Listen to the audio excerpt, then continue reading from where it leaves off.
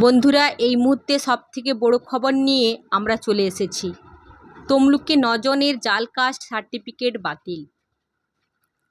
কারো লক্ষ্য সর্বভারতীয় নিট পরীক্ষা, কারো বা জয়েন্ট এন্ট্রান্স অ্যাডভান্সড। ওই সব সর্বভারতীয় প্রতিযোগিতামূলক পরীক্ষায় সংরক্ষণের সুবিধা কাজে লাগাতে ভুয়ো কাস্ট সার্টিফিকেট বানিয়েছিলেন অনেকেই। নথি জালিয়াতি করে এসসি ওবিসি সার্টিফিকেট বানিয়ে ভবিষ্যতে ডাক্তারি ইঞ্জিনিয়ারিং পড়ার সুযোগ পেতে চেয়েছিলেন।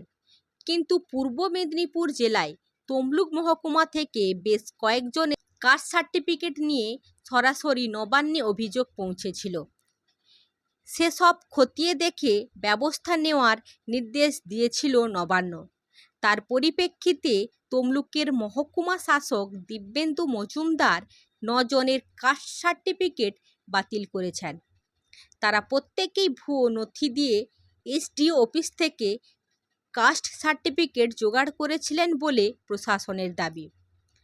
প্রশান্ত মাইতি, বিপ্লব কুমার প্রামাণিক, পুতুল সাঁতরা ও স্বপ্না পাল ভুয়ো নথি জমা করে তফসিলি সার্টিফিকেট বানিয়েছিলেন বলে অভিযোগ। তাদের কাস্ট সার্টিফিকেটকে চ্যালেঞ্জ করে নবান্নে অভিযোগ পৌঁছেছিল।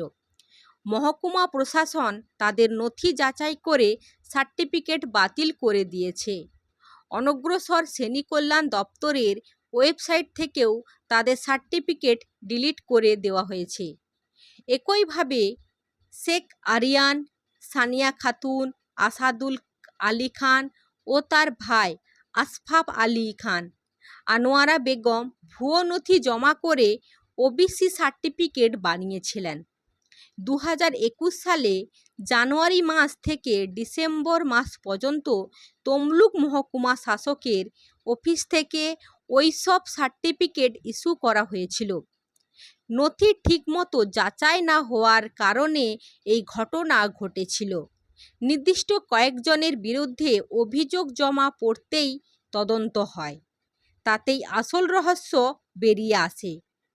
এর আগেও তমলুক মহকুমায় এমন ঘটনা ঘটেছে। 2023 সালে 20 জুলাই তমলুক মহকুমা প্রশাসন একসঙ্গে 108টি সার্টিফিকেট বাতিল করেছিল।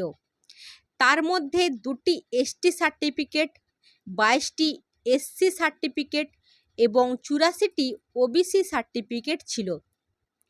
অধিকাংশ ক্ষেত্রেই ডাক্তারি ও ইঞ্জিনিয়ারিং প্রবেশিকা পরীক্ষায় যোগ্যতা অর্জনের জন্য এই কৌশল নেওয়া হয়েছিল।